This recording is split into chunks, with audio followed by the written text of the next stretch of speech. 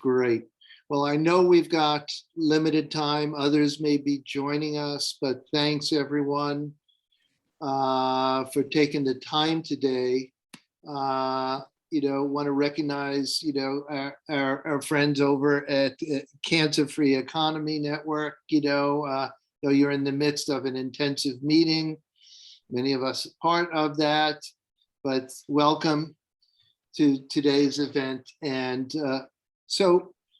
my name is David Levine, and I am the co-founder and president of the American Sustainable Business Council and a member of the core team of the Childhood Cancer Prevention Initiative. About a year and a half ago or so, we began a process of sort of recognizing the importance of addressing childhood cancer prevention, of looking at and understanding the need to sort of bring together the different sectors that are out there. So if we get the next slide, we had understood that there was incredible work going on in a number of different sectors, from health and science. There's work in the business community, the childhood cancer, the pediatric cancer foundations, consumers, the general public advocating on these issues. So a lot of work that was going on, and the value that we saw was in bringing those different sectors together so we could have a greater voice and even a power to sort of move the change that was needed. And we thought that it was both a shift in the understanding to say, listen, it's time that, particularly in this country, that we recognize the environmental impacts, the impacts of toxic chemicals as a causal factor for disease, and in particular for childhood cancer. And, this initiative began in a number of different ways with conversations, with Ann Robertson, who now runs the Toxic Free Future for Our Children, the Max Cure Foundation, and just, began to say, how do we really shift this conversation, but then how do we shift action? How do we get more research going on? How do we get more shift in the business community practices? How do we actually shift policy and the like? And what we recognized, there was a need to actually create a report that would help us to really understand what the state of the state was in terms of, toxic impacts on childhood cancer, and then also articulating what it looks like when we look at these issues across sectors. So that led to the creation of that report. It took us about 6-9 months to actually create that report, and we're now at the 1-year anniversary. And so we're thrilled that you could join us here for this. If we go to the next slide.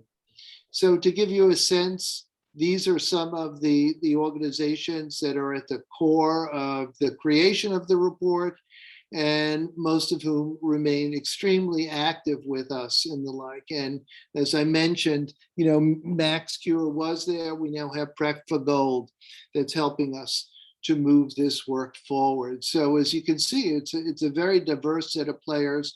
And, through our initiative, we're also involving many other players, in our larger group that's engaging on this. And our aim is to learn from each other and then to aggregate, our resources, our ability to have impact together. We'll go to the next one. So as a part of this work, we've really recognized the value of, again, multiple approaches. We're not going to get to the solutions we need on such an entrenched and comprehensive issue unless we sort of look at this. So you can see what we're talking about is, how do we shift production, and how do we shift the marketplace here?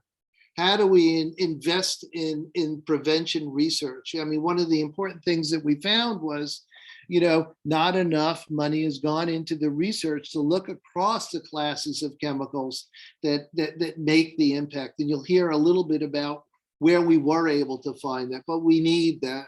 we need more comprehensive and a deeper dive and more money in the research. How do we advance the public policy to both, regulate and, the toxic chemicals, and to do that comprehensively? And how do we also then incentivize safer chemical production and use in products and the like? So, what the way that we're doing this, is really by engaging business organizations, the Pediatric Cancer Foundation, legislators, the health and science community, and educating and engaging parents, community leaders, and others. And again, you'll hear a little bit of a cross section of that today. So let's get to the next slide. So today, we're going to hear from Molly Jacobs from the Lowell Center for Sustainable Production, Martin Wolf from Seventh Generation, Bobby Wiley from Clean and Healthy New York, Nsé Witherspoon from the Children's Environmental Health Network, and also a bit from Aniana White, who I don't have up here, apologies, that will provide some access to the resources that we have available. So what we're going to do is go through the presentations now, and then we're going to break up into smaller groups, and we'll get to that later. So let me turn over to Molly. Great, and good morning, good afternoon, depending on where you are. Great to be with you, and next slide, please. So it really goes without saying that childhood cancer is utterly horrific for the families impacted. This is a deeply personal issue for me. My own niece, Maddie, died at age 14 from the disease. It's a leading cause of death past infancy. It imparts a disproportionate impact on those living in poverty. Costs for care are rising and still rising every year. For those families that are impacted, we know there are disruptions to work and annual incomes related to treatments. And, surviving cancer itself as a child is no picnic. It increases the risk of a range of diseases and conditions later in life that you see listed there. And childhood cancer survivors also have a number of limitations, whether it be work limitations or missed days at work, or just in general, loss of productivity in a number of different ways. Next slide, please. So cancer rates have been rising since 1975. And when we looked at this trend over the last year, it's still an increasing trend. Since 1975, we've seen a 40% rise in cancer in childhood cancer rates. And this rise is simply too fast to be due to genetic changes. And it also can't be explained by changes in diagnostics. So what's causing it? We really don't know, but we looked into this last year and found 3 categories of risk factors where there is compelling evidence for preventative action. Next slide, please. And you can see those categories here. So the first is pesticides. And the evidence linking childhood cancers to pesticides is incredibly strong. Both brain cancers and leukemias show an increased risk associated with exposure to both herbicides and insecticides. And exposures are related to those that are being experienced in the home and garden, as well as parents that are exposed occupationally. The next category of risk factor we found compelling evidence for is that with exposure to near traffic air pollution. This risk in particular is strongest for childhood leukemias. And most studies have examined the risk related to kind of in relation to traffic density, exposure to traffic itself. But we know that several pollutants in vehicular emissions are leukemiogens, meaning they cause leukemia.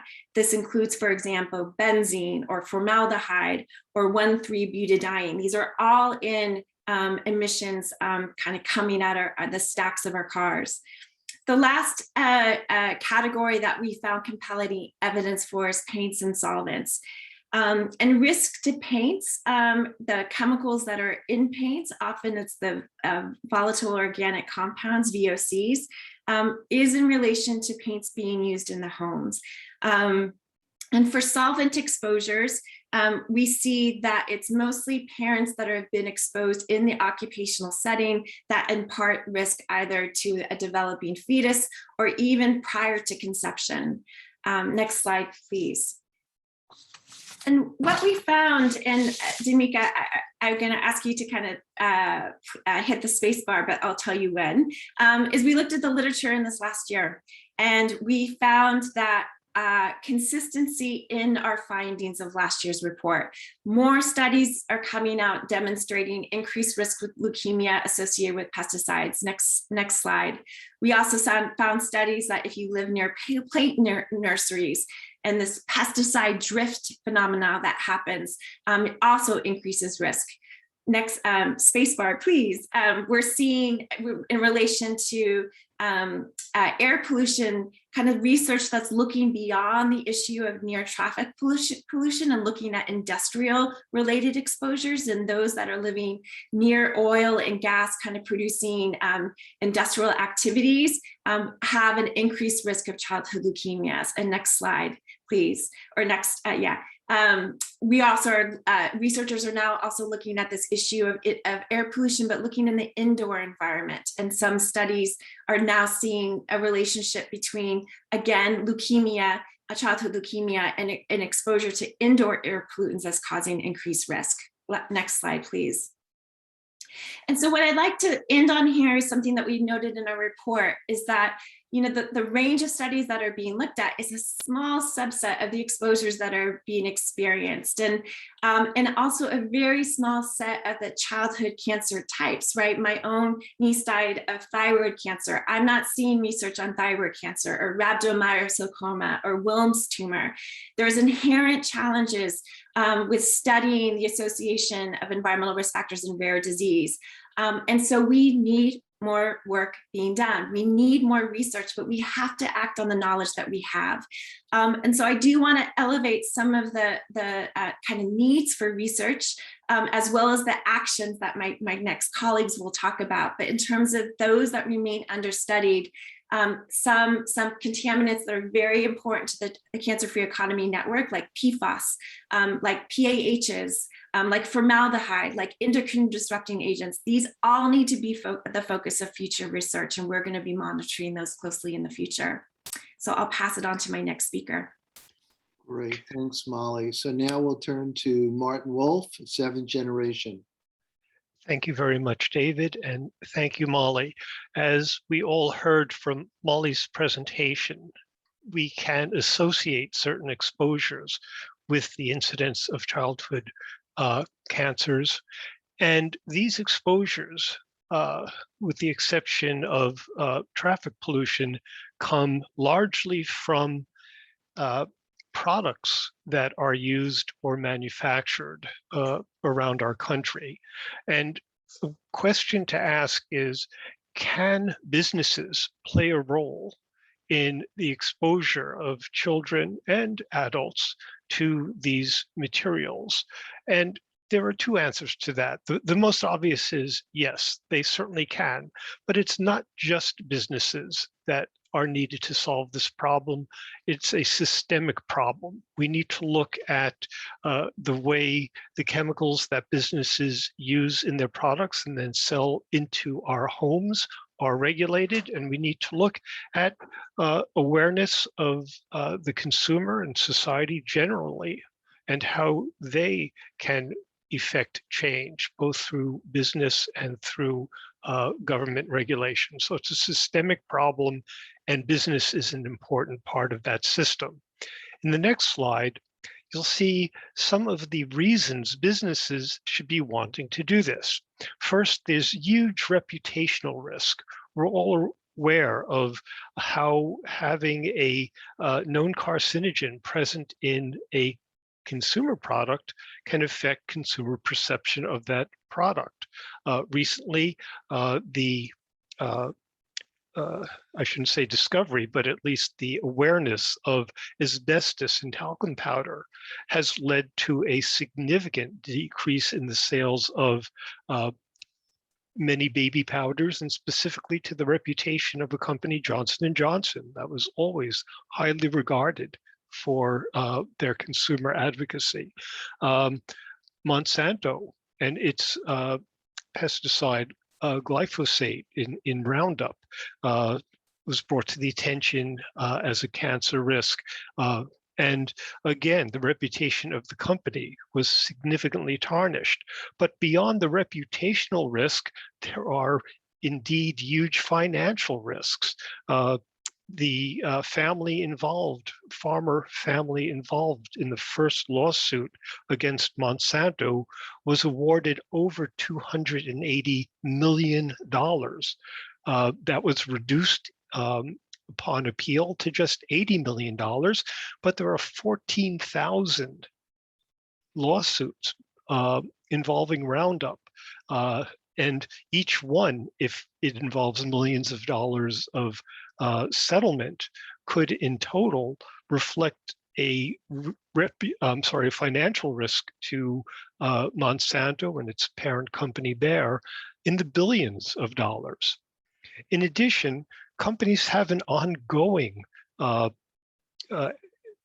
advantage to be realized, because if we reduce the amount of childhood cancer by reducing exposures to these chemicals, we reduce overall healthcare costs. Statistics indicate that parents with children who are ill spend something in the order of $1.9 billion in caring for their children, and can lose up to 40% of their income or time at work due to the presence of a sick child in the home. Certainly that could be devastating to the family, but it could also be impactful on the company itself.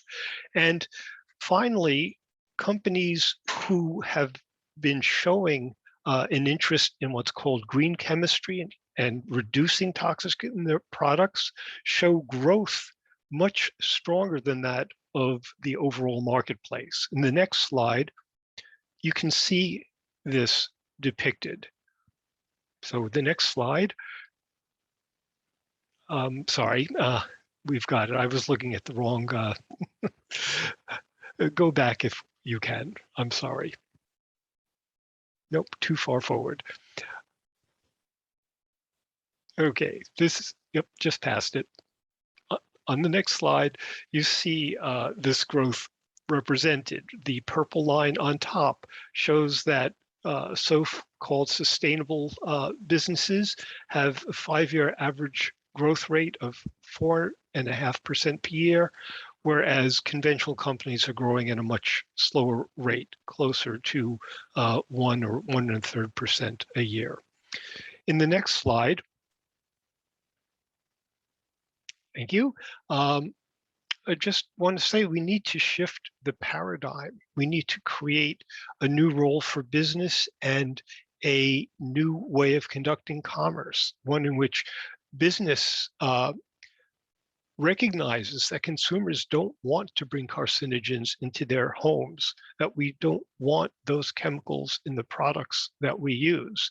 And it's time for businesses to do what consumers want instead of relying on the idea that, well, simply using less in the products helps protect consumers. It doesn't. We need to stop using hazardous chemicals in consumer products so that those products are safer and we actually start seeing reductions rather than continuous increases in the incidence of cancer. And in the next slide, we have the change in paradigm. We need to change our economy so that we reward greater good, so greater good becomes universal. Thank you. Thanks, Martin. All right, so now over to Bobby Wildling and to share a bit about the policy work. Thanks. So we know that the marketplace, sometimes you have market leaders that get out ahead, but there are a number of ways in which laws help shape the economy and help drive change. And so just briefly want to walk you through what we identified in the report last year as regarding what kind of changes were necessary within the policy framework to achieve that paradigm shift that Martin was just talking about. And then briefly touch on some of the change that we've seen since the report was released. So if we can go to the next slide. Just very simply, I want to say that government action works.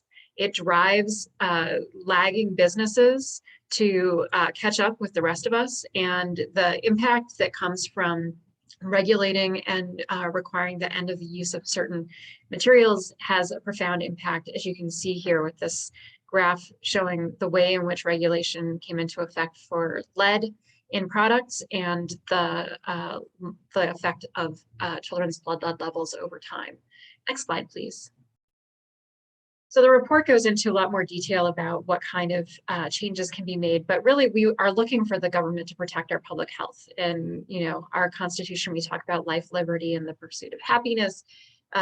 Life is the critical component here. And so we identified the need to, in the report, we talked about needing to stop the rollback of regulations and laws. And now what we're looking forward to is actually expanding laws and regulations to protect people from cancer-causing sources, to go beyond just restoring those rollbacks. So it's not just enough to be like, oh, okay, well, now we just need to reset to the regs that were in place in 2016 and all as well. This really presents us an opportunity to move forward in a significant way while addressing the damage that was done by the over 100 different environmental laws and regulations that were rolled back under the previous administration. We need to address the key sources of chemicals that cause or contribute to childhood cancer. So air quality, pesticides, products, looking at VOCs, as Molly was talking about. And it's important that now, as we have a US Environmental Protection Agency that could do more, that we really hold them accountable to doing what is right for the health and environment of our community. Next slide.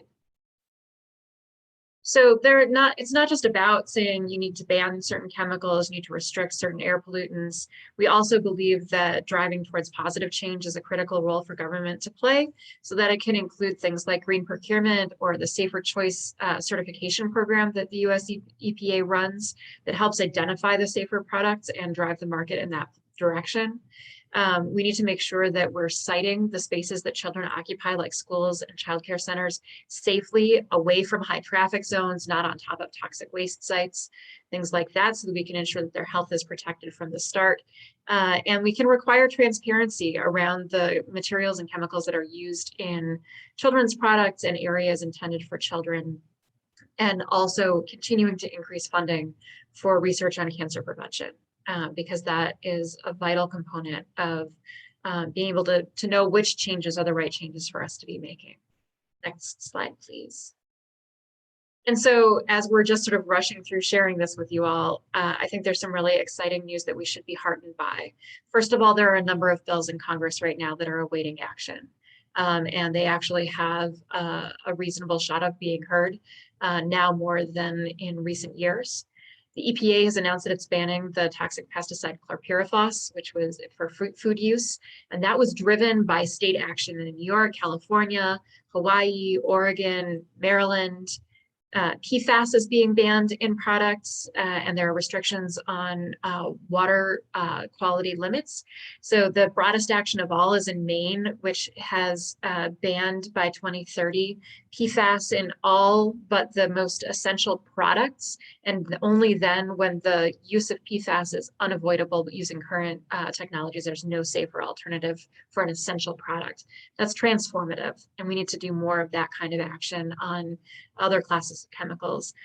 That was made possible in part by other state action, including bans on specific chemicals in Maine, as well as New York, Nevada, Vermont, Washington, and water quality limits being set in Massachusetts, Michigan, New Hampshire, New York, New Jersey, Vermont.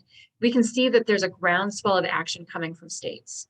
And that is a critical component to shifting both the marketplace and creating the conditions for Congress to take broad, strong action. And so just finally, as another last example of the change that's been occurring, California advanced bans on broad groups of chemicals, classes of chemicals that are used as flame retardants in furniture and bedding. New York is poised to expand that, both expanding the extent to which those sectors are covered, but also for the first time banning organohalogens in electronic cases. And the federal, as part of some of the recovery bills that were passed, the federal SOFA Act actually changes the tests that are necessary to test for flammability, that reduces the need for flame retardants without putting us at greater risk of house fires, which we can achieve both without toxic chemicals, health safety and fire safety. So that's really, I hope, encouraging, and we need to continue this trend towards both state and federal action to help create that paradigm shift for cancer prevention. And that's me. Great. Thanks, Bobby. So now we're going to turn to Ensidu Witherspoon from the Children's Environmental Health Network and another one of our core CCPI leaders. Thank you, David and team. Thank you, everyone, for joining us today. While we feel and do believe that it's a critical part of our work to leverage and uplift incredible solution-oriented work that's happening across the country, as you've been hearing, there also are some ways that we specifically in the Childhood Cancer Prevention Initiative want to also leverage our leadership and our unique collaboration to be a part of these actions that will down the road start to protect children from known environmental hazards, as the science does tell us. Next slide, please. So we can prevent many children from developing cancers. Again, the science is there, and we also know through evidence, proof of evidence, that some changes in business and government policy and practices have had examples in our past, and certainly can, again, here, really shape and assist much healthier, safer futures for our children. We can do this by producing and purchasing safer chemicals and products, not just ourselves, but encouraging those major distributors of certain supplies, especially those that come in contact with children, to do the same. Serious investment in prevention research. We're not saying to take away from treatment-oriented research that is also vital. Families need that support now, but we need to really show investment on the much higher up the stream of preventing these type of exposures, especially in the areas that the report calls out.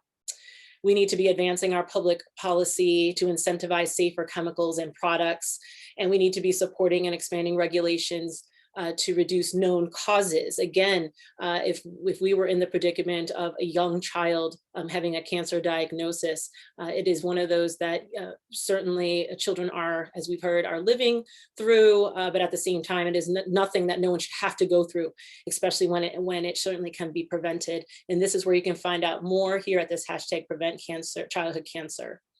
Next slide. We are going to have breakouts, and then we also have additional resources that we're going to mention when we come back from those breakouts between myself and Anayana. So thank you so much for your time. Great. Deborah. Hi, everybody. I'm Deborah Ehrenberg. I'm the Strategic Director for Cancer Free Economy Network. And as David mentioned, we're also having our membership meeting simultaneous to this week of panels. And so we're going to go into breakout rooms, and CFE people will find yourselves in a room with people from your working group. If you're not part of CFE, you will be in a breakout group led by David to have a conversation about how to get more involved with the Childhood Cancer Prevention Initiative. We have worksheets to track and guide these conversations because we're not going to have time for any report backs. So I'm going to just chat the link to the worksheets, and I'm going to move everybody into your rooms now. We have 20 minutes for discussions, then we'll come back for announcements.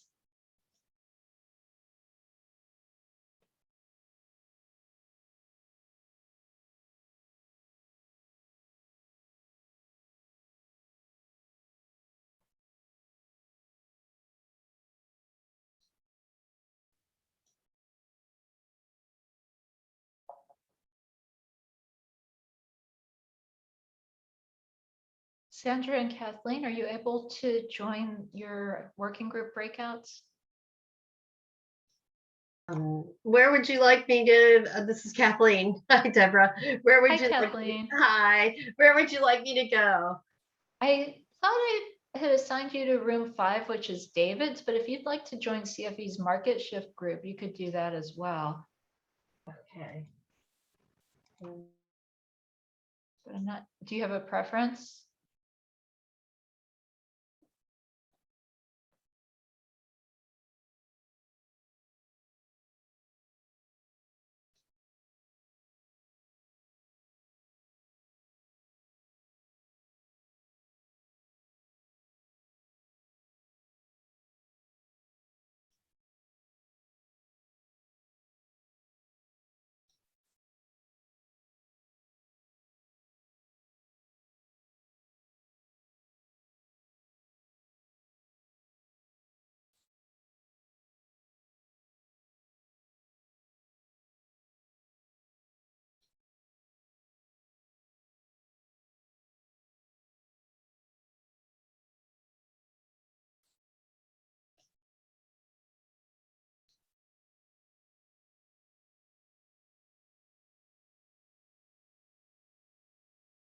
One pagers. We also have one pagers in English and in Spanish, so that explain, highlight the basics of the report that you can share out with your communities very easily, as well as a business sign-on for businesses to support the report and the main call to actions, as well as public sign-on for everyone else. So please, if you feel called to support childhood cancer prevention, these are some ways that you can get involved. Next slide. And please register if you're interested in hearing more. We have these deep dive sessions with amazing speakers and leaders in the cancer community, health, science, business.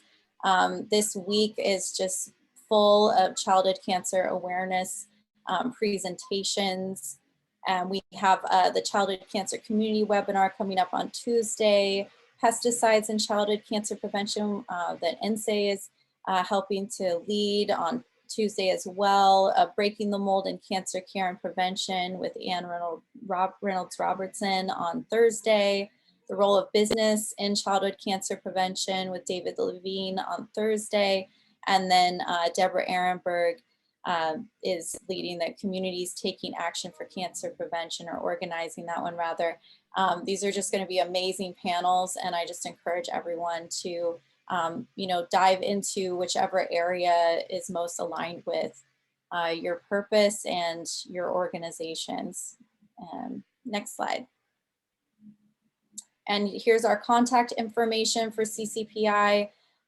We hope you'll visit our website and get involved. Feel free to reach out at this or my personal email as well to find out more about Childhood Cancer Prevention Initiative and ways that you can get involved. Thank you. Great. So thank you, everyone. We really appreciate you taking the time. And as you can see, there's a robust amount of engagement and work that's going on, and a lot of ways for us to be able to support you in your work, as perhaps you take on the issues around childhood cancer prevention, the reduction, elimination of toxic chemicals, and their connection to these issues. So we are here. We do try to hold monthly, or as regular as possible, monthly larger gatherings with speakers and the like, where we update folks on the progress that we're making, as well as then the additional learnings that we could do together. So thank you all for joining us today. And again, please be in touch. Let us know how we can help you to help us all to eliminate unnecessary childhood cancers. Thank you for your time.